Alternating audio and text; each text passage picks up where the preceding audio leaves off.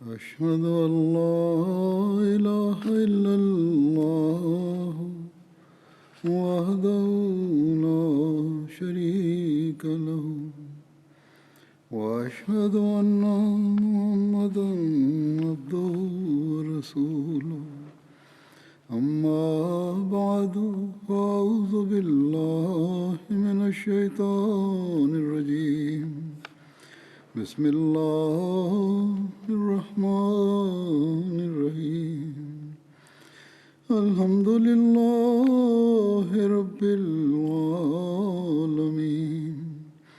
الرحمن الرحيم مالك يوم الدين إياك نعبد وإياك نستعين اهدنا الصراط المستقيم صراط الذين أنعمت عليهم غير المغضوب عليهم ولا الضالين.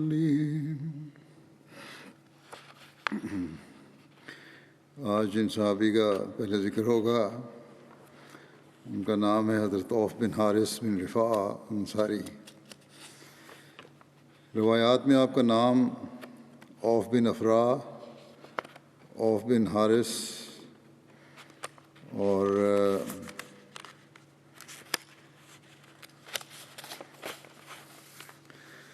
اوس بن افرا بیان ہوا ہے.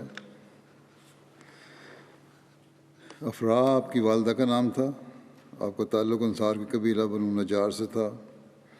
حضرت معاذ اور حضرت معوذ حضرت عوف کے بھائی تھے.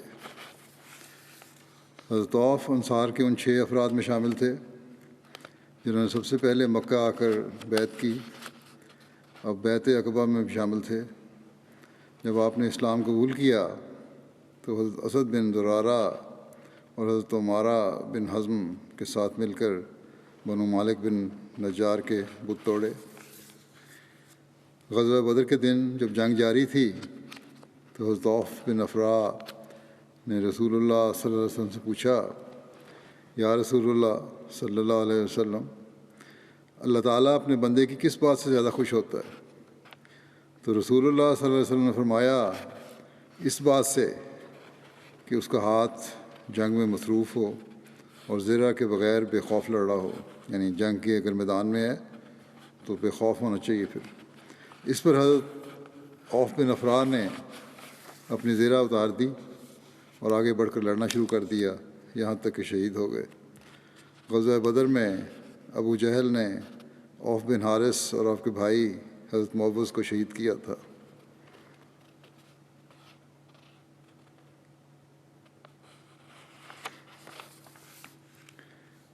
حدیث اور سیرت کی کتب میں غزوہ بدر میں ابو جہل پر حملہ کرنے والے صحابہ کے متعلق نام ملتے ہیں. ان میں حضرت عوف بن افرا کا نام بھی آتا ہے، یہ پہلے بھی ایک دفعہ ذکر کر چکا ہوں. سنن نبی داؤد میں ہے کہ ان کا نام عوف بن حارث تھا. یہ دونوں نام ان کے ہیں، بولے جاتے ہیں عام طور پہ. بہرحال ان کی شہادت ابو جہل کے قتل میں شریک تھے اور ان کی شہادت بدر میں ہوئی. اگلے صحابی جن کا ذکر ہے وہ ہیں حضرت ابو ایوب انصاری. حضرت ابو ایوب انصاری کا نام حضرت خالد اور ان کے والد کا نام زید بن کلیب تھا. آپ اپنے نام اور کنیت دونوں سے مشہور ہیں. حضرت ابو ایوب انصاری کا تعلق انصار کے قبیلہ خزرج کی شاخ بنو نجار سے تھا. حضرت ابو ایوب انصاری کو عقبہ ثانیہ کے موقع پر 70 انصار کے ہمراہ بیعت کرنے کی سعادت نصیب ہوئی. حضرت ابو ایوب انصاری کی والدہ کا نام ہند بنت سعید تھا، جبکہ ایک قول کے مطابق ان کا نام زہرا بنت سعد تھا. حضرت ابو ایوب انصاری کی بیوی کا نام حضرت ام حسن بنت زید تھا. ان کے بطن سے ایک لڑکا عبد الرحمن پیدا ہوا. حضرت صلی اللہ علیہ وسلم نے حضرت ابو ایوب انصاری اور حضرت مصعب بن عمیر کے درمیان مواخات قائم فرمائی. جب رسول اللہ صلی اللہ علیہ وسلم ہجرت کر کے مدینہ تشریف لائے تو آپ مسجد نبوی اور اپنے گھروں کی تعمیر تک حضرت ابو ایوب انصاری کے گھر میں قیام فرما رہے۔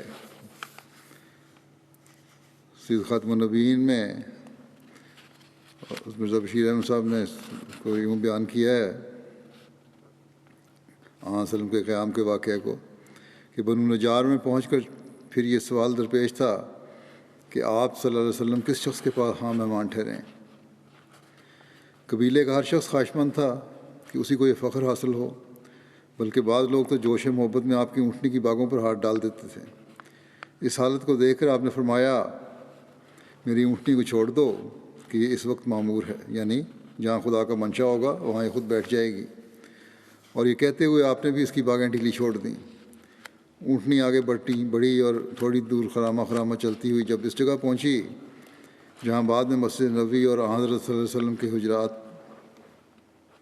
تعمیر ہوئے اور جو اس وقت مدینے کے 2 بچوں کی افتادہ زمین تھی تو بیٹھ گئی، لیکن پھر فوراً ہی اٹھی اور آگے کی طرف چلنے لگی، اور چند قدم چل کر پھر لوٹ آئی اور اسی جگہ جہاں پہلے بیٹھی تھی دوبارہ بیٹھ گئی۔ حضرت صلی اللہ علیہ وسلم نے فرمایا ھذا انشاء اللہ المنزل، یعنی معلوم ہوتا ہے کہ خدا کی منشا میں یہی ہماری مقام گاہ ہے۔ اور پھر خدا سے دعا مانگتے ہوئے اونٹنی سے نیچے اتر آئے اور دریافت فرمایا کہ اپنے آدمیوں میں سے یہاں سے قریب ترین کس کا گھر ہے؟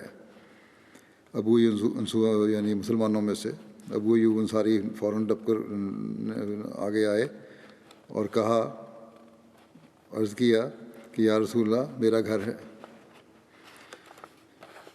اور یہ میرا دروازہ ہے، تشریف لے چلیے۔ آپ نے فرمایا اچھا جاؤ اور ہمارے لیے کوئی ٹھہرنے کی جگہ تیار کرو۔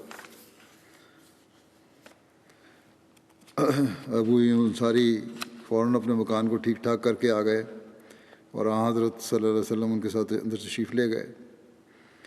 یہ مکان 2 منزلہ تھا۔ ابو ایوب چاہتے تھے کہ آپ صلی اللہ علیہ وسلم اوپر کی منزل میں قیام فرمائیں، لیکن آپ نے اس خیال سے کہ ملاقات کے لیے آنے والے لوگوں کو آسانی رہے نچلی منزل کو پسند فرمایا اور وہاں فروکش ہوئے۔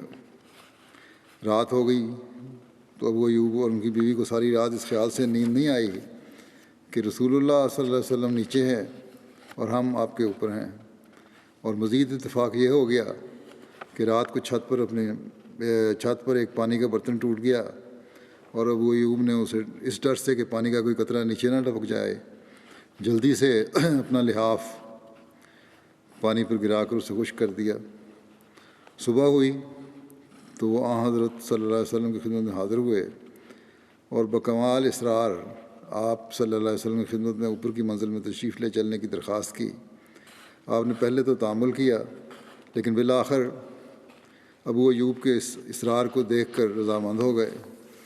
اس مکان میں آپ نے 7 ماہ تک، یا ابن اسحاق کی روایت کی روح سے ماہ صفر 2 ہجری تک قیام فرمایا۔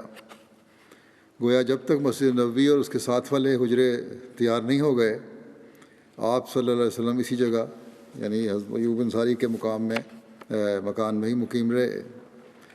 ابو ایوب آپ کی خدمت میں کھانا بھجواتے تھے اور پھر جو کھانا بچ کر آتا تھا وہ خود کھاتے تھے اور محبت و اخلاص کی وجہ سے اسی جگہ کی انگلیاں ڈالتے تھے جہاں سے آپ صلی اللہ علیہ وسلم نے کھایا ہوتا تھا۔ دوسرے اصحاب بھی عموماً آپ کی خدمت میں کھانا بھیجا کرتے تھے۔ اس واقعے کو مسلم موعود رضی اللہ عنہ نے بھی بیان فرمایا ہے۔ بعض باتیں نہیں ہوتی ہیں، اس لیے میں یہ بھی سارا پڑھ دیتا ہوں۔ عموماً تو وہی واقعہ بیان ہوا ہے، لیکن ان کا اپنا ایک انداز ہے حضرت مسلم موعود کا۔ آپ لکھتے ہیں کہ جب آپ مدینہ میں داخل ہوئے ہر شخص کی یہ خواہش تھی کہ آپ اس کے گھر میں ٹھہریں۔ جس گلی میں سے آپ کی اونٹنی گزرتی تھی اس گلی کے خاندان اپنے گھروں کے آگے کھڑے ہو کر رسول اللہ صلی اللہ علیہ وسلم کا استقبال کرتے تھے اور کہتے تھے یا رسول اللہ یہ ہمارا گھر ہے اور یہ ہمارا مال ہے اور یہ ہماری جانیں ہیں جو آپ کی خدمت کے لیے حاضر ہیں، یا رسول اللہ اور ہم آپ کی حفاظت کرنے کے قابل ہیں، آپ ہمارے ہی پاس ٹھہریں۔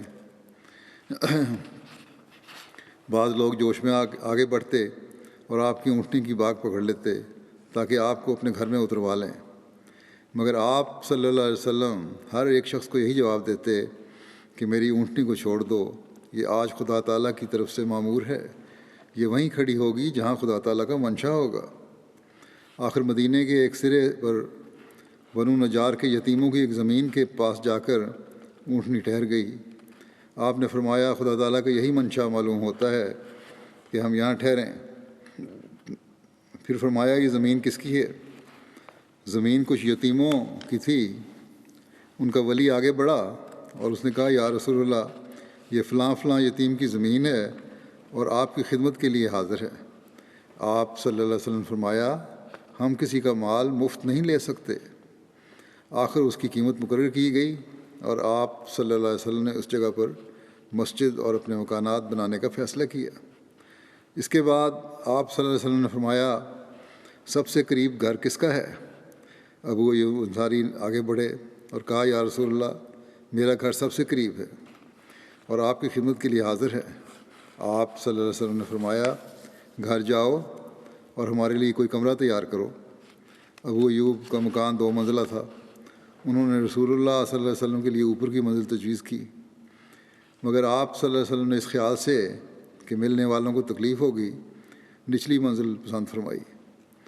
انصار کو رسول اللہ صلی اللہ علیہ وسلم کی ذات سے جو شدید محبت پیدا ہو گئی تھی، مسلم اور دیکھتے ہیں کہ جو شدید محبت پیدا ہو گئی تھی اس کا مظاہرہ اس موقع پر بھی ہوا۔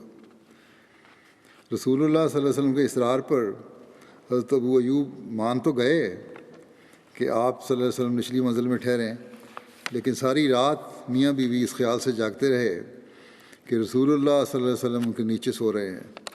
پھر وہ کس طرح اس بے ادبی کے مرتکب ہو سکتے ہیں کہ وہ چھت کے اوپر سوئے؟ یہ محبت کا ایک اظہار تھا۔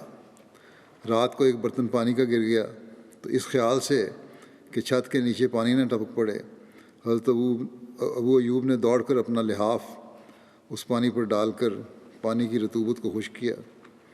صبح کے وقت پھر وہ رسول اللہ صلی اللہ علیہ وسلم کی خدمت میں حاضر ہوئے اور سارے حالات عرض کیے، جس پر رسول کریم صلی اللہ علیہ وسلم نے اوپر جانا منظور فرما لیا۔ حضرت ابو ایوب روزانہ کھانا تیار کرتے اور آپ کے پاس بھجواتے، پھر جو آپ کو بچا ہوا کھانا آتا وہ سارا گھر کھاتا۔ کچھ دنوں کے بعد اصرار کے ساتھ باقی انصار نے بھی مہمان نوازی میں اپنا حصہ طلب کیا، اور جب تک رسول اللہ صلی اللہ علیہ وسلم کے اپنے گھر کا انتظام نہ ہو گیا، باری باری مدینے کے مسلمان آپ کے گھر میں کھانا پہنچاتے رہے۔ حضرت ابو ایوب سے روایت ہے کہ نبی صلی اللہ علیہ وسلم ان کے ہاں اترے۔ نبی صلی اللہ علیہ وسلم نچلی منزل میں، یہ حدیث کی روایت آگے ہے، پہلا مسلم موت کا جو عہدے بادشاہ سے بیان تھا وہ ختم ہوا۔ بہرحال حضرت ابو ایوب روایت کرتے ہیں کہ حضرت صلی اللہ علیہ وسلم کے ہاں اترے۔ نبی صلی اللہ علیہ وسلم نچلی منزل میں اور حضرت ابو ایوب اوپر والی منزل میں تھے۔ راوی کہتے ہیں کہ ایک رات حضرت ابو ایوب بیدار ہوئے اور کہا ہم رسول اللہ صلی اللہ علیہ وسلم کے سر کے اوپر چلتے ہیں۔ پس وہ ایک طرف ہٹ گئے اور ایک کونے میں رات گزاری۔ پھر انہوں نے نبی صلی اللہ علیہ وسلم کی خدمت میں عرض کیا تو نبی صلی اللہ علیہ وسلم نے فرمایا نچلے حصے میں زیادہ سہولت ہے۔ انہوں نے کہا میں اس چھت پر نہیں رہ سکتا جس کے نیچے آپ ہوں۔ نبی صلی اللہ علیہ وسلم اوپر منتقل ہو گئے اور حضرت ابو ایوب نیچے۔ وہ نبی صلی اللہ علیہ وسلم کے لیے کھانا بناتے تھے، اور جب وہ کھانا رسول اللہ صلی اللہ علیہ وسلم کی طرف سے ان کے پاس واپس لایا جاتا تو پوچھتے کہ کس جگہ آپ کی انگلیاں لگی تھیں، لانے والے سے پوچھتے۔ پھر وہ آپ کی انگلیوں کی جگہ کا تتبع کرتے، یعنی وہیں سے کھاتے جہاں حضرت صلی اللہ علیہ وسلم نے کھایا تھا۔ انہوں نے ایک دفعہ آپ کے لیے کھانا تیار کیا جس میں لہسن تھا۔ جب وہ ان کی طرف واپس لایا گیا تو انہوں نے نبی صلی اللہ علیہ وسلم کی انگلیوں کی جگہ کے متعلق پوچھا اور ان سے کہا کہ آپ نے انہیں کھایا۔ جب ان کو بتایا گیا کہ آپ صلی اللہ علیہ وسلم نے آج کھانا نہیں کھایا تو گھبرا گئے، اور آپ صلی اللہ علیہ وسلم کی طرف اوپر گئے اور پوچھا کہ کیا یہ حرام ہے لہسن؟ نبی صلی اللہ علیہ وسلم نے فرمایا نہیں، لیکن میں اسے ناپسند کرتا ہوں۔ اس پر ابو ایوب انصاری نے کہا جس کو آپ ناپسند کرتے ہیں میں اس کو ناپسند کرتا ہوں، یا انہوں نے کہا کہ جس کو آپ نے ناپسند کیا میں نے بھی ناپسند کیا۔ راوی کہتے ہیں کہ نبی صلی اللہ علیہ وسلم کے پاس فرشتے آتے تھے. یہ روایت مسلم کی ہے، اس طرح لکھی ہے، یعنی وہی ہوتی تھی اور فرشتے آتے تھے، اور اس وجہ سے حضرت صلی اللہ علیہ وسلم بو والی چیز پسند نہیں کرتے تھے. لیکن حرام نہیں ہے یہ. مسلم میں یہ روایت یوں بھی درج ہے، حضرت ابو ایوب انصاری سے روایت ہے. وہ کہتے ہیں کہ جب رسول اللہ صلی اللہ علیہ وسلم کے پاس کھانا پیش کیا جاتا، آپ اس میں سے تناول فرماتے اور اپنا بچا ہوا کھانا میری طرف بھیج دیتے.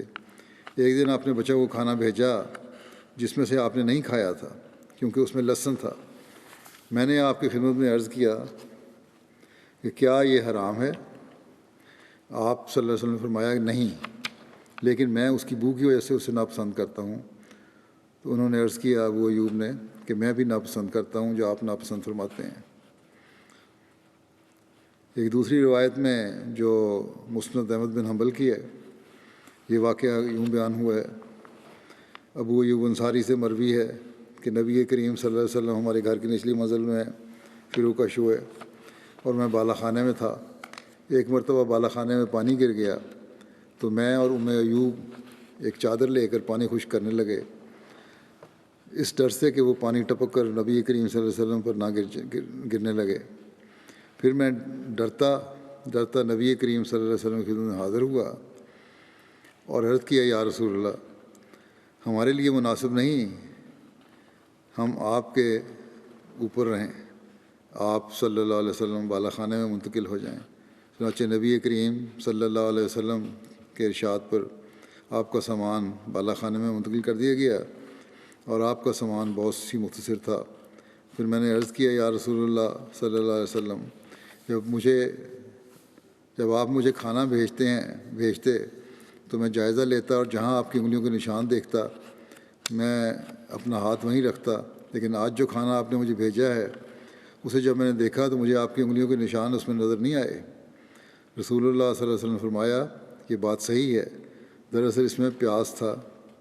یہاں پیاز کا بیان ہوا لہسن کے بجائے.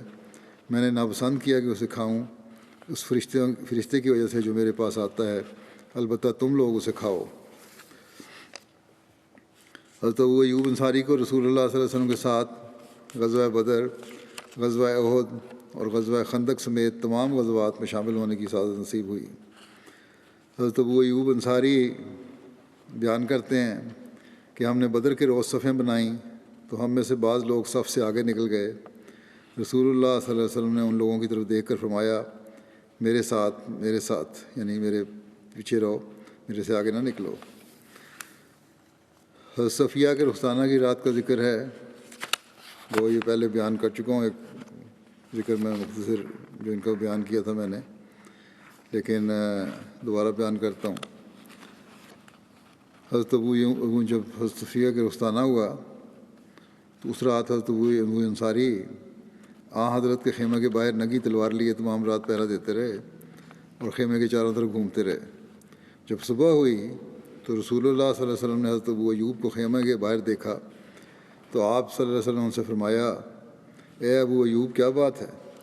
انہوں نے عرض کی یا رسول اللہ، میں اس عورت سے آپ کے متعلق خوفزدہ ہوا کیونکہ اس کا باپ اور اس کا شوہر اور اس کی قوم کے لوگ قتل ہوئے ہیں اور یہ کفر سے نئی نکلی ہے، اس لیے میں رات بھر آپ کی حفاظت کا خیال سے پہرا دیتا رہا. اس پر آپ صلی اللہ علیہ وسلم نے حضرت ابو ایوب انصاری کے حق میں دعا کی فرمائی کہ اللہم احفظ ابا ایوبا کما بات یحفظنی، کہ اے اللہ ابو ایوب کی حفاظت فرما جس طرح اس نے پوری رات میری حفاظت کرتے ہوئے گزاری. امام سہیلی کہتے ہیں چنانچہ اللہ تعالیٰ نے نبی کریم صلی اللہ علیہ وسلم کی اس دعا کے مطابق حضرت ابو ایوب کی حفاظت فرمائی، یہاں تک کہ رومی آپ کی قبر کی حفاظت کرتے اور وہ آپ کے وسیلے سے پانی مانگتے تو ان پر بارش ہوتی. حضرت محمود کہتے ہیں کہ انہوں نے حضرت اتبان بن مالک انصاری رضی اللہ عنہ سے سنا، اور وہ ان لوگوں میں سے تھے جو رسول اللہ صلی اللہ علیہ وسلم کے ساتھ جنگ بدر میں موجود تھے. کہتے تھے کہ میں اپنی قوم بنو سالم کو نماز پڑھایا کرتا تھا اور میرے اور ان کے درمیان نالا تھا. جب بارشیں ہوتیں تو ان کی مسجد کی طرف عبور کر کے جانا میرے لیے مشکل ہوتا. اس لیے میں رسول اللہ صلی اللہ علیہ وسلم کی خدمت میں حاضر ہوا اور میں نے آپ سے عرض کیا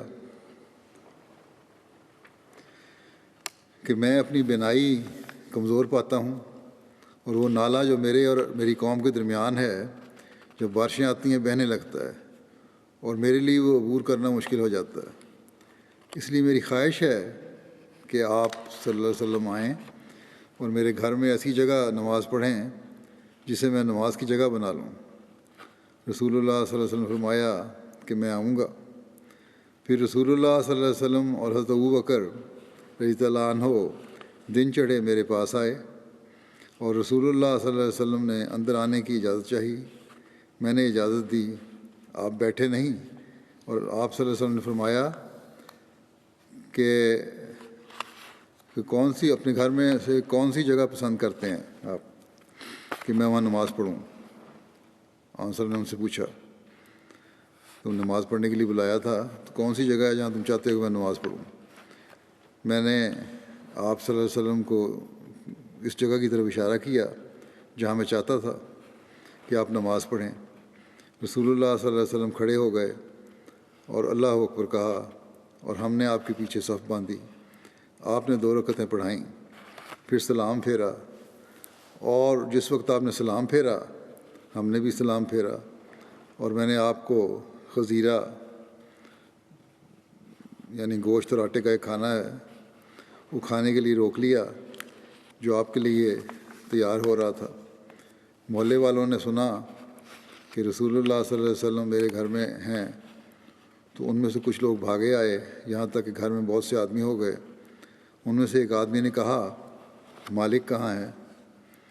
میں اسے نہیں دیکھتا۔ تو کسی نے کہا وہ منافق ہے۔ پوچھا ایک اور صحابی کے بارے میں، کہاں ہے وہ؟ انہوں نے کہا وہ تو منافق ہے، اللہ اور اس کے رسول سے اس کو محبت نہیں ہے، اس لیے وہ نہیں آیا۔ اس پر رسول اللہ صلی اللہ علیہ وسلم نے فرمایا، ایسا مت کہو، کیا تمہیں علم نہیں کہ اس نے لا الہ الا اللہ کا اقرار کیا ہے؟ وہ اس اقرار سے اللہ تعالیٰ کی رضامندی چاہتا ہے۔ اس نے کہا، اللہ اور اس کا رسول بہتر جانتے ہیں، ہم تو بخدا اس کی دوستی اور اس کی باتیں منافقوں ہی کے ساتھ دیکھتے ہیں۔ رسول اللہ صلی اللہ علیہ وسلم نے فرمایا، اللہ تعالیٰ نے آگ اس شخص پر حرام کر دی ہے جس نے لا الہ الا اللہ کا اقرار کیا، جس سے وہ اللہ تعالیٰ کی رضامندی چاہتا ہو۔ حضرت محمود بن ربیع کہتے تھے کہ میں نے یہ بات کچھ اور لوگوں سے بیان کی، جن میں رسول اللہ صلی اللہ علیہ وسلم کے ساتھی حضرت ابو ایوب انصاری بھی تھے، جو اس جنگ میں تھے جس میں وہ ملک روم میں فوت ہوئے، اور یزید بن معاویہ ان کے سردار تھے۔ تو حضرت ابو ایوب نے میری بات کا انکار کیا اور کہا کہ بخدا میں نہیں سمجھتا کہ رسول اللہ صلی اللہ علیہ وسلم نے کبھی ایسا کہا ہو جو تم نے بیان کیا ہے، کہ یعنی آگ اس پہ حرام ہوئی جو صرف لا الہ الا اللہ کے۔ بہرحال کہتے ہیں کہ یہ بات مجھ پر بہت گراں گزری، میں بڑا پریشان تھا اس بات سے۔ میں نے اللہ تعالیٰ کے لیے اپنے اوپر ایک منت مانی کہ اگر اللہ تعالیٰ نے مجھے سلامت رکھا اور اس جنگ سے واپس لوٹا تو یہ بات میں حضرت عتبان بن مالک رضی اللہ عنہ سے پوچھوں گا، بشرطے کہ میں نے ان کی قوم کی مسجد میں ان کو زندہ پایا۔ چنانچہ میں لوٹا اور حج یا عمرہ کا احرام باندھا، پھر میں چل پڑا یہاں تک کہ مدینہ آیا اور بنو سالم کے محلے میں گیا، تو میں کیا دیکھتا ہوں کہ حضرت عتبان بوڑھے ہو گئے ہیں اور آپ کی بینائی جاتی رہی ہے۔ آپ اپنی قوم کو نماز پڑھا رہے تھے۔ جب نماز سے فارغ ہو کر انہوں نے سلام پھیرا تو میں نے انہیں سلام کیا اور انہوں نے بتایا کہ میں کون ہوں۔ پھر میں نے ان سے وہ بات پوچھی تو انہوں نے اس کو اسی طرح بیان کیا جس طرح کہ پہلی دفعہ مجھ سے بیان کیا تھا، کہ ہاں یہ ٹھیک ہے، میں نے خود سنا ہے رسول اللہ صلی اللہ علیہ وسلم سے کہ جس نے لا الہ الا اللہ پڑھا اس پہ آگ حرام ہو گئی۔ لیکن حضرت ابو ایوب اس کو نہیں مانتے تھے۔ اس پر حضرت مرزا بشیر احمد صاحب نے بھی اپنا رائے لکھی ہے کہ حدیث میں یہی آتا ہے کہ من قال لا الہ الا اللہ یبتغی بذالک وجہ اللہ۔ اس پہ مرزا بشیر احمد صاحب لکھتے ہیں، آگے اس کی ترجمہ پورے حدیث کا پڑھ دیتا ہوں اس میں یہ بھی وضاحت آ جائے گی. یعنی محمود بن ربیع روایت کرتے ہیں کہ میں نے عتبان بن مالک سے یہ سنا کہ رسول اللہ صلی اللہ علیہ وسلم فرماتے تھے کہ اللہ تعالیٰ نے ہر اس شخص پر دوزخ کی آگ حرام کر دی ہوئی ہے جو سچی نیت سے خدا کی رضا کی خاطر لا الہ الا اللہ کا اقرار کرتا ہے.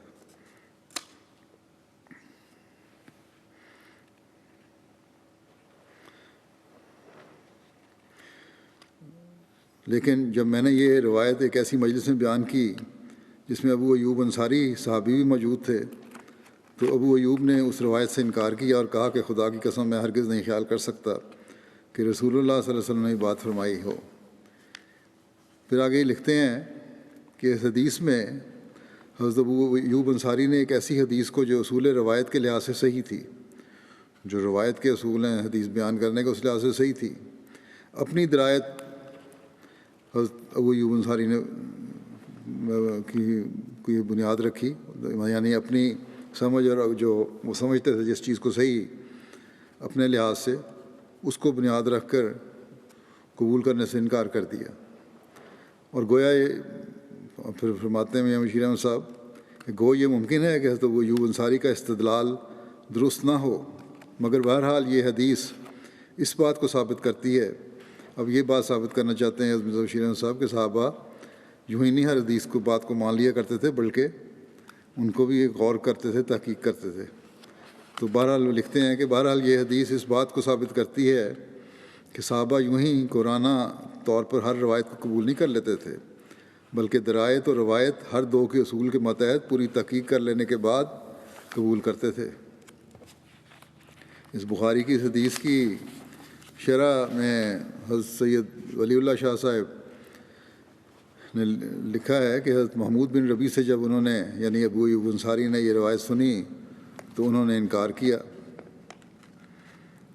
بعض کا خیال ہے کہ ان کے انکار کی وجہ یہ تھی کہ خالی لا الہ الا اللہ کا اقرار آگ سے محفوظ نہیں رکھ سکتا جب تک اعمال صالحہ اس کے ساتھ نہ ہوں. یہ ثابت شدہ اسلامی مسئلہ ہے، ٹھیک ہے، بالکل اسی طرح ہوتا ہے. مگر راغب شاہ صاحب لکھتے ہیں کہ مگر یبتغی بذالک وجہ اللہ کا جملہ بتا رہا ہے کہ یہ اقرار توحید کس قسم کا ہے، یعنی جو دل سے چاہتے ہوئے خدا کی رضا کی خاطر کلمہ پڑھتا ہے، لا الہ الا اللہ کہتا ہے، اس کے لیے آگ حرام ہے. تو پھر لکھتے ہیں شاہ صاحب کہ حضرت محمود نے دوبارہ تحقیق اس خیال سے کی کہ شاید وہ بعض الفاظ ضبط نہ کر سکے ہوں، اور پھر جو دوبارہ تحقیق کی تو دوبارہ یہی ثابت ہوا کہ وہ الفاظ درست تھے جو روایت تھی. پھر لکھتے ہیں آگے کہ کسی کے ایمان یا نفاق سے متعلق لوگوں کے سامنے اظہار رائے نامناسب ہے. کسی کے ایمان یا نفاق سے متعلق لوگوں کے سامنے اظہار رائے نامناسب ہے. یوں ہی کہہ دینا کسی کو منافق ہے یا اس کا ایمان کمزور ہے، یہ غلط چیز ہے، کیونکہ حضرت صلی اللہ علیہ وسلم نے اس موقع پر ابن دخشن کی نسبت نکتہ چینی ناپسند فرمائی تھی. آپ نے ناپسند فرمایا کہ اس طرح پبلک میں کہا جائے. اس قسم کی نکتہ چینی بجائے اصلاح کے فتنہ و فساد کا موجب ہو جاتی ہے. ایک روایت میں بیان ہے کہ حضرت عبداللہ بن عباس اور حضرت مسور بن مخرمہ نے ابوا مقام پر مسئلہ غسل میں اختلاف کیا. حضرت عبداللہ بن عباس نے کہا محرم اپنا سر دھو سکتا ہے، اور حضرت مسور نے کہا کہ محرم اپنا سر نہیں دھو سکتا.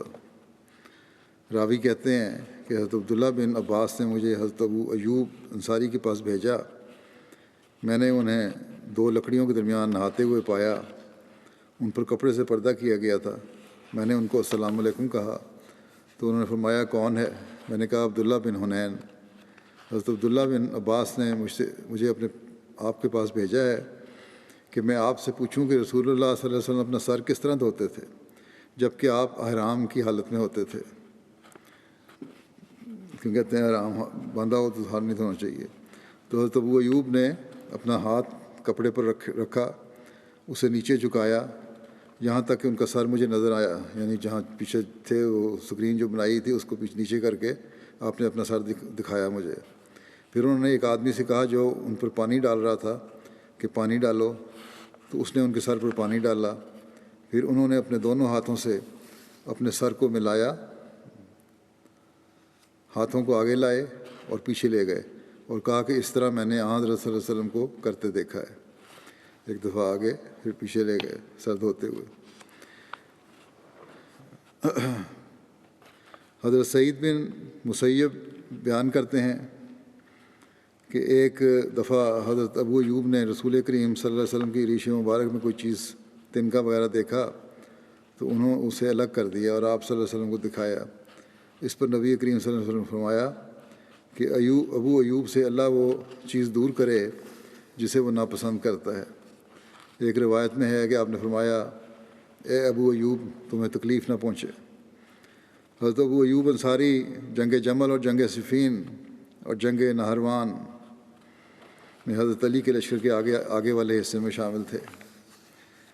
حضرت علی کو حضرت ابو ایوب انصاری کی ذات پر جو اعتماد تھا وہ اس بات سے ظاہر ہوتا ہے کہ جب حضرت علی نے کوفہ کو اپنا دارالخلافہ قرار دیا اور وہاں منتقل ہو گئے تو حضرت ابو ایوب انصاری کو مدینہ کا گورنر بنا دیا اور وہ 40 ہجری تک مدینہ کے گورنر رہے، یہاں تک کہ یسر بن ابو ارطاح کی قیادت میں امیر معاویہ کی شامی فوج نے مدینہ پر حملہ کیا تو اس وقت حضرت ابو ایوب انصاری مدینہ چھوڑ کر حضرت علی کے پاس کوفہ چلے گئے۔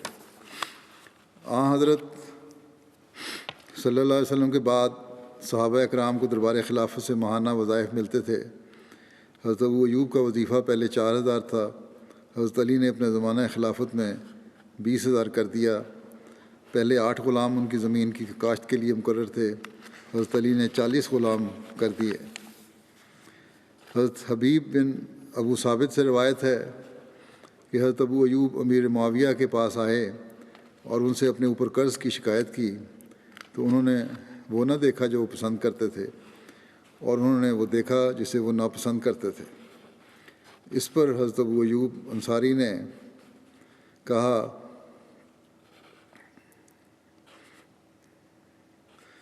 یعنی جو حضرت ابو ایوب کی بات کو نہیں دیکھا بلکہ ان کی ناپسندگی والی بات کو دیکھا، پسند والی بات کو نہیں دیکھا۔ اس پر حضرت ابو ایوب انصاری نے کہا کہ میں نے رسول اللہ صلی اللہ علیہ وسلم کو فرماتے سنا ہے کہ تم بعد میں ضرور ترجیح دیکھو گے، یعنی ترجیحات تمہاری بدل جائیں گی۔ امیر معاویہ نے کہا تو آپ صلی اللہ علیہ وسلم نے تم لوگوں کو کس چیز کا ارشاد فرمایا تھا؟ جب یہ کہا رسول پاک نے تو پھر آپ نے کیا فرمایا تھا؟ انہوں نے کہا، حضرت ابو ایوب نے کہا کہ آپ صلی اللہ علیہ وسلم نے فرمایا تھا کہ تم لوگ صبر کرنا، جب ایسی ترجیحات بدل جائیں جہاں تم لوگوں کے بات نہ مانی جائے، جو پسندیدہ بات نہ سنی جائے تو پھر صبر کرنا۔ اس پر امیر معاویہ نے کہا پھر تم لوگ صبر کرو، جب وہاں سے نے فرمایا صبر کرنا تو پھر صبر کرو۔ حضرت ابو ایوب نے کہا اللہ کی قسم میں تم سے کبھی کسی چیز کا سوال نہیں کروں گا۔ پھر حضرت ابو ایوب بصرہ چلے گئے اور حضرت ابن عباس کے ہاں قیام کیا۔ حضرت ابن عباس نے ان کے لیے اپنا گھر خالی کیا اور کہا میں آپ کے ساتھ ضرور ویسا ہی سلوک کروں گا جیسا آپ نے رسول اللہ صلی اللہ علیہ وسلم کے ساتھ کیا تھا، یا مہمان نوازی آپ نے رسول اللہ کی تھی ویسی مہمان نوازی میں آپ کی کروں گا۔ حضرت ابن عباس نے اپنے اہل خانہ کو حکم دیا تو وہ باہر چلے گئے اور حضرت ابن عباس نے کہا گھر میں جو کچھ ہے وہ سب آپ کا ہے، اور انہوں نے حضرت ابو ایوب کو 40,000 درہم اور 20 غلام دیے۔ اپنا انہوں نے اور انتظام کر لیا اور ان کو نہ صرف گھر دیا بلکہ 40,000 درہم بھی دیے اور 20 غلام بھی دیے۔ حضرت مسلم موعود رضی اللہ عنہ وانفقوا فی سبیل اللہ ولا تلقوا بایدیکم الی التہلکۃ وآسنوا ان اللہ یحب المحسنین کی تفسیر بیان کرتے ہیں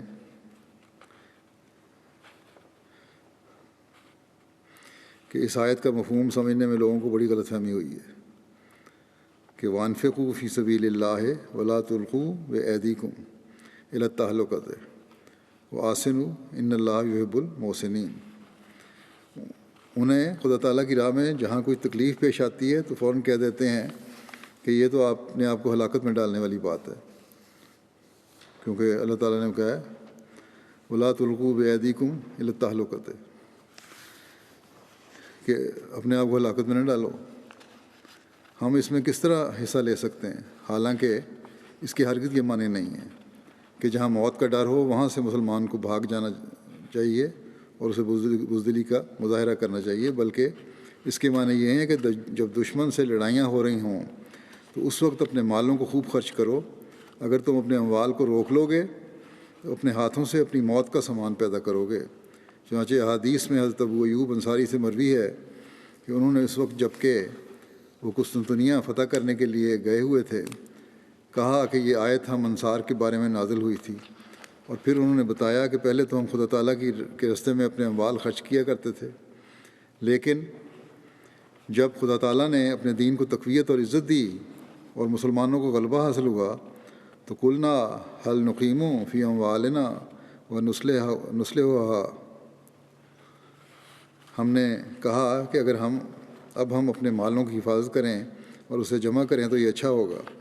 اس وقت یہ آیت اتری کہ اللہ تعالیٰ کے راستے میں اپنے اموال خرچ کرنے سے دریغ نہ کرو، کیونکہ اگر تم ایسا کرو گے تو اس کے معنی یہ ہوں گے کہ تم اپنی جانوں کو ہلاکت میں ڈالنا چاہتے ہو۔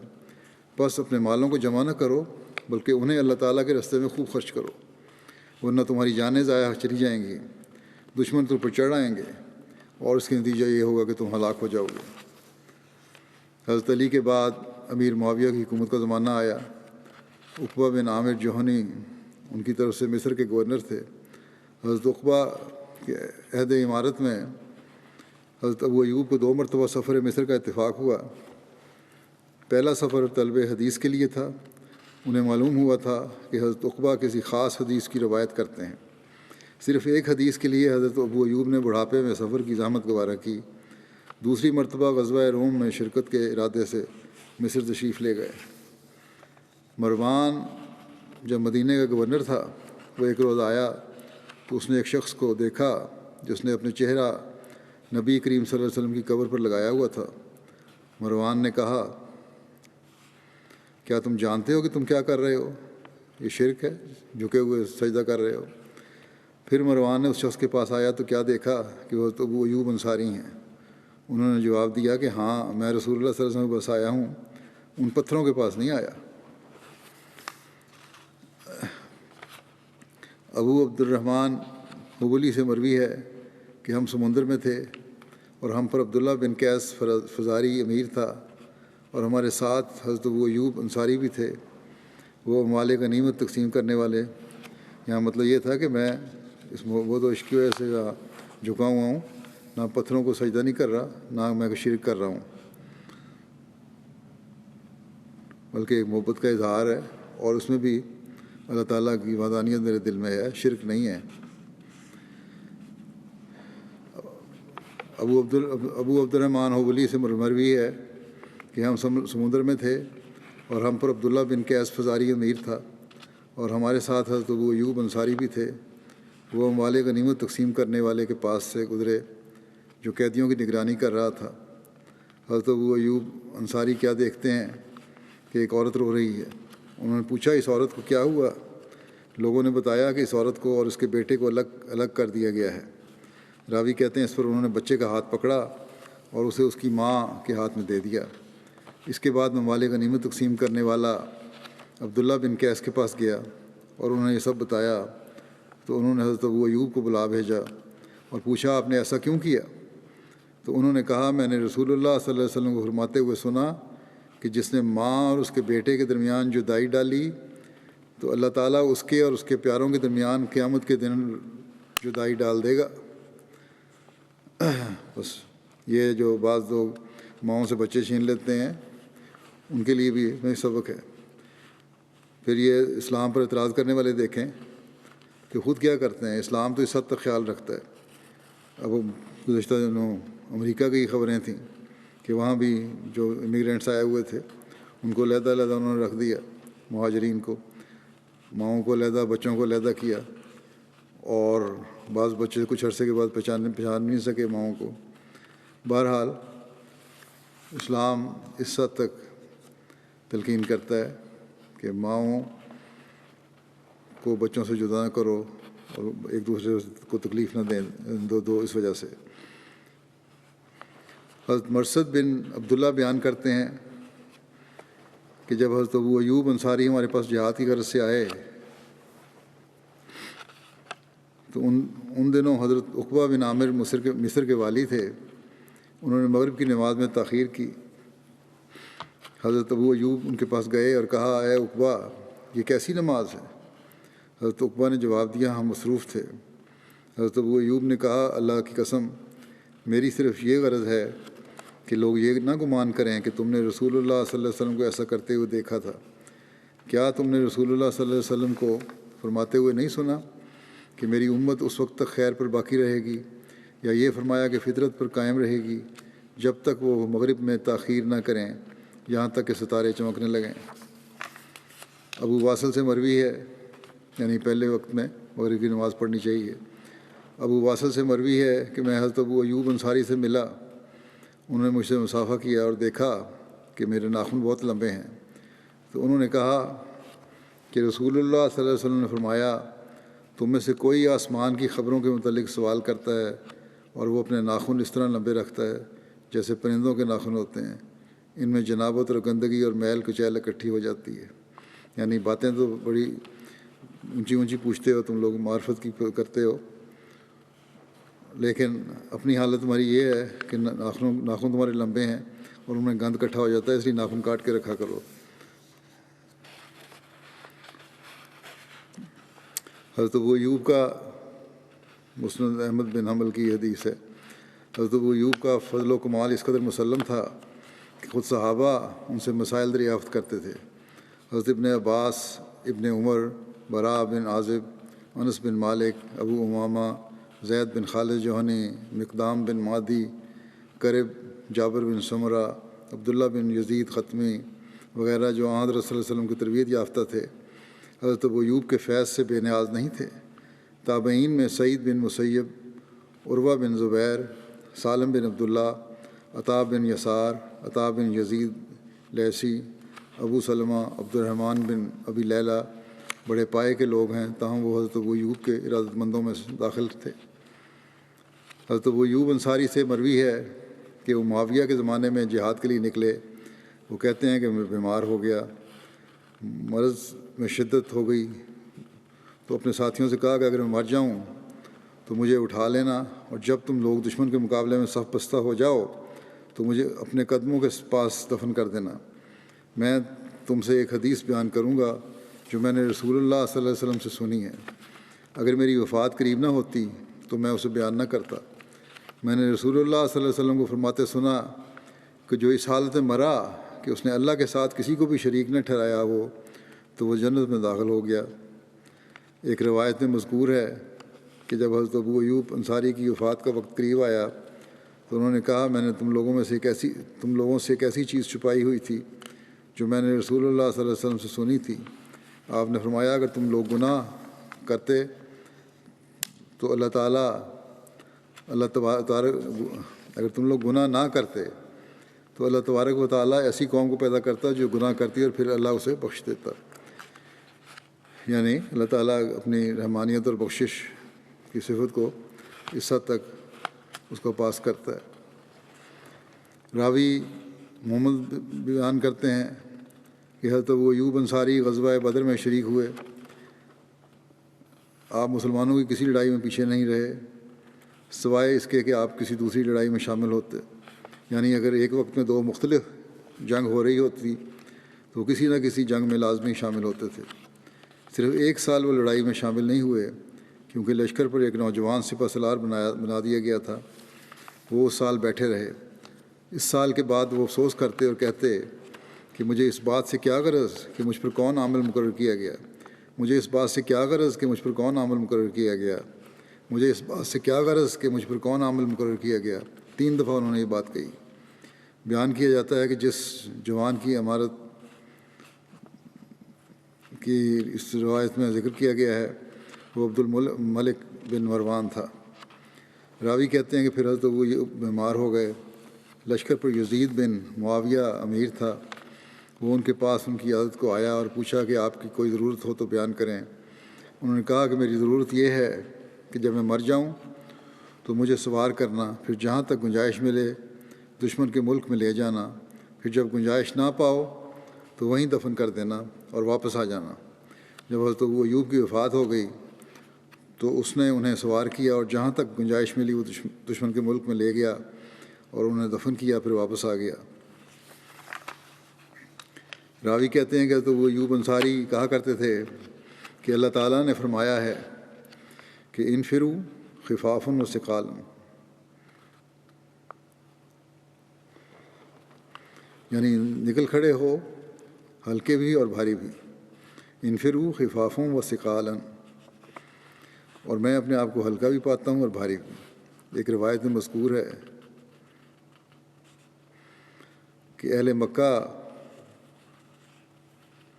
میں سے کسی شخص نے سے مروی ہے کہ یزید بن معاویہ جس وقت حضرت ابو ایوب انصاری کے پاس آیا تو انہوں نے اس سے کہا کہ لوگوں سے میرا سلام کہنا، وہ مجھے لے کر چلیں اور جتنا دور وہ مجھ سے لے جا سکتے ہیں لے جائیں۔ تو یزید نے لوگوں کو سب بتایا جو حضرت ابو ایوب نے ان سے کہا تھا۔ لوگوں نے مانا اور ان کے جنازے کو جس حد تک وہ لے جا سکتے تھے وہ لے گئے۔ حضرت ابو ایوب انصاری نبی کریم صلی اللہ علیہ وسلم کے بعد اپنی وفات تک جہاد سے چمٹے رہے، یہاں تک کہ ان کی وفات قسطنطنیہ میں ہوئی۔ ایک روایت میں مذکور ہے کہ 52 ہجری میں یزید بن معاویہ نے اپنے والد امیر معاویہ کی خلافت میں قسطنطنیہ کی جنگ لڑی۔ اسی سال حضرت ابو ایوب انصاری کی وفات ہوئی۔ یزید بن معاویہ نے ان کا نماز جنازہ پڑھایا۔ ان کی قبر روم میں قلعہ قسطنطنیہ کے پاس ہے۔ راوی کہتے ہیں کہ مجھے معلوم ہوا کہ اہل روم ان کی قبر کی حفاظت اور مرمت کرتے ہیں اور قحط کے ایام میں وہ آپ کے ذریعے پانی طلب کرتے ہیں۔ ایک روایت کے مطابق حضرت ابو ایوب انصاری نے امیر معاویہ کے عہد میں یزید کی کمان میں رومی حکومت کے خلاف جنگ میں حصہ لیا اور قسطنطنیہ کے شہر کے پاس 50 یا 51 ہجری میں وفات پائی اور وہیں دفن ہوئے۔ ایک روایت کے مطابق یزید نے گھوڑ سواروں کو حکم دیا جو حضرت ابو ایوب انصاری کی قبر پر آگے پیچھے دوڑتے رہے یہاں تک کہ ان کی قبر کا نشان مٹ گیا۔ ایک روایت میں یہ بھی ہے کہ جس رات حضرت ابو ایوب کو دفن کیا گیا اس کی صبح رومیوں نے مسلمانوں سے پوچھا تم لوگ رات کو کیا کرتے رہے؟ مسلمانوں نے بتایا کہ یہ حضرت ابو ایوب انصاری ہمارے نبی صلی اللہ علیہ وسلم کے کبار صحابہ میں سے تھے اور اسلام قبول کرنے کے لحاظ سے ان سب سے قدیم تھے۔ ہم نے انہیں دفن کیا جیسا کہ تم دیکھ چکے ہو، اور اللہ کی قسم اگر قبر کھودی گئی تو جب تک ہمارے پاس حکومت ہے عرب کی سرزمین میں تمہارے لیے ناقوس نہیں بجے گا۔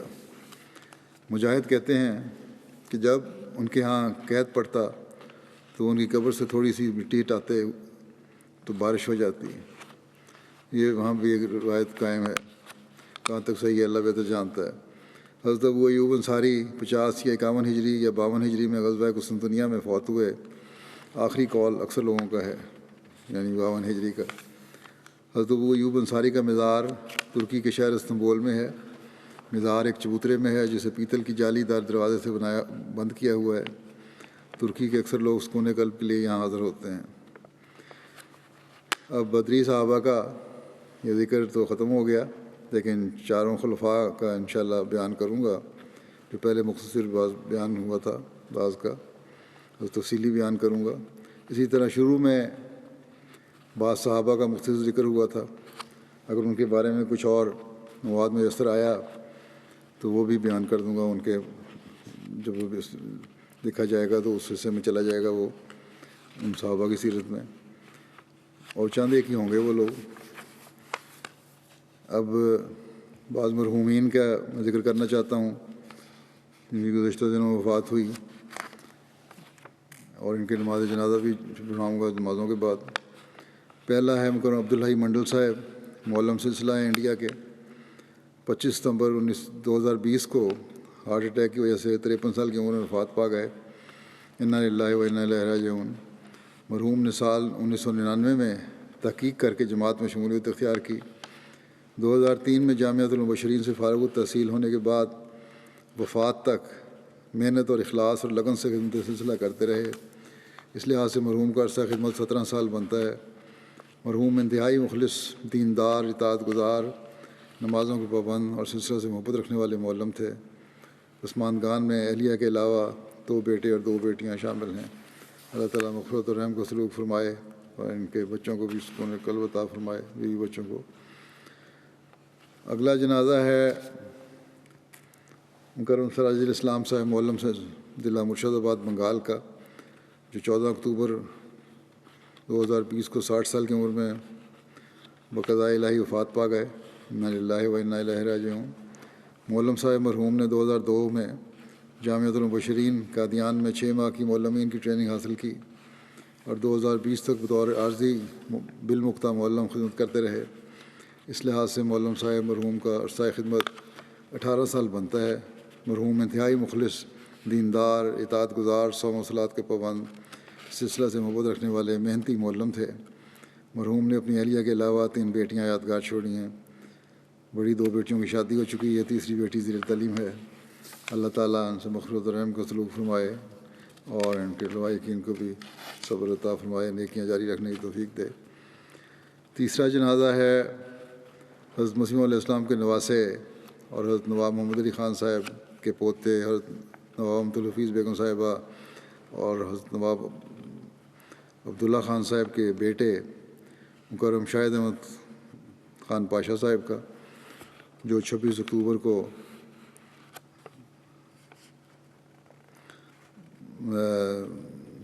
85 سال کی عمر میں وفات پا گئے، ہسپتال میں تھے۔ انا للہ و انا الیہ راجعون۔ اللہ تعالیٰ کے فضل سے اب موسی تھے۔ مکرم شاہد احمد خان صاحب کی 2 شادیاں ہوئی تھیں۔ پہلی شادی مکرم امت الشکور صاحبہ کے ساتھ، جو حضرت خلیفۃ المسیح ثالث کی بیٹی تھیں، ان سے ہوئی 1962 میں، اور ان کا نکاح مولانا جلال الدین صاحب شمس نے پڑھا تھا حضرت مسلم موت کی بیماری کی وجہ سے۔ پہلی شادی سے ان کے 5 بچے ہیں، 2 بیٹے اور 3 بیٹیاں۔ دوسری شادی ان کی سمینہ سعید صاحب بن سعید صاحب مرحوم سے ہوئی 1977 میں، جن سے ایک بیٹا ہے ان کا، وہ امریکہ میں ہے آج کل۔ حضرت خلیفۃ المسیح ثالث کے ساتھ باقاعدہ ان کو کوئی جماعتی خدمات تو ان کی نہیں ہے، لیکن حضرت خلیفۃ المسیح ثالث کے ساتھ بعض بیرونی دوروں میں ان کو جانے کی توفیق ملی اور وہاں خدمت کا ان کو موقع ملا۔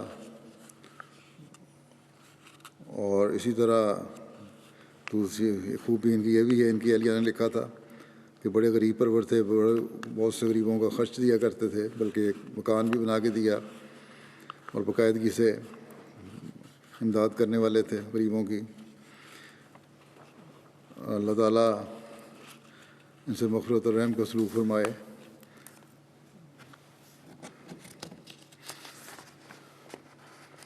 ان کے بچوں کو بھی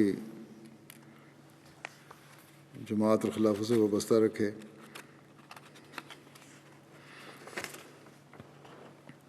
اگلا جنازہ ہے مکرم سید مسعود احمد شاہ صاحب شیفیلڈ UK کا، جو 8 ستمبر کو حرکت قلب بند ہونے کی وجہ سے وفات پا گئے تھے۔ انا للہ و انا الیہ راجعون۔ آپ کے خاندان میں احمدیت آپ کے والد حضرت سید نادر حسین صاحب رضی اللہ عنہ کے ذریعے سے آئی تھی، جنہوں نے 1902 میں 20 سال کی عمر میں قادیان جا کر حضرت مسیح علیہ السلام کے ہاتھ پر بیعت کی تھی۔ سید مسعود احمد شاہ صاحب 1962 میں UK آنے کے بعد مستقل طور پر شیفیلڈ میں رہائش پذیر تھے۔ شیفیلڈ میں جماعت قائم ہونے پر آپ کی رہائش گاہ کو پہلا نماز سینٹر بنایا گیا اور 1970 تک آپ ہی صدر جماعت کی ذمہ داریاں سر انجام دیتے رہے۔ بعض 1997 سے لے کر آخر دم تک سیکٹری ضیافت کے طور پر خدمت کی توفیق پائی۔ مرحوم خوش مزاج، مہمان نواز، شریف النفس، خدمت کے جذبے سے سرشار، غریبوں کے ہمدرد، ایک نیک مخلص اور باوفا انسان تھے۔ خلافت کے ساتھ بے پناہ عقیدت کا تعلق تھا۔ آپ کی بیٹی ڈاکٹر عائشہ صاحبہ کہتی ہیں کہ ہمیں جماعت اور خصوصاً خلافت کے ساتھ جوڑنے کی کوشش کرتے رہتے اور ہر 6 ماہ بعد خلیفۃ المسیح سے ملاقات کی تلقین کرتے تھے۔ اللہ تعالیٰ ان کی بیٹی اور اہلیہ کو صبر اور حوصلہ عطا فرمائے، ان سے مغفرت اور رحم کا سلوک فرمائے شاہ صاحب سے، اور اللہ تعالیٰ ان کی اولاد کو، بیٹی کو، اہلیہ کو، ان کی نیکیوں کو جاری رکھنے کی توفیق عطا فرمائے۔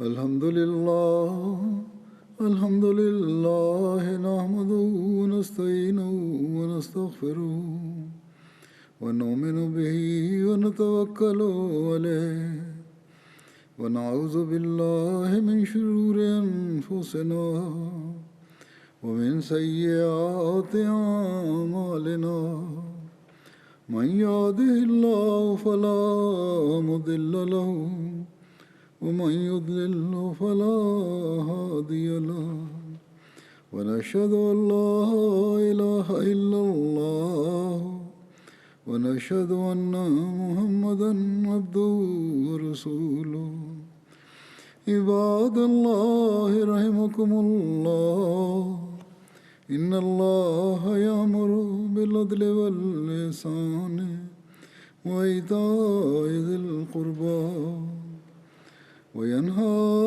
عن الفحشاء والمنكر والبغي يعظكم لعلكم تذكرون اذكروا الله يذكركم وادعوه يستجب لكم ولذكر الله أكبر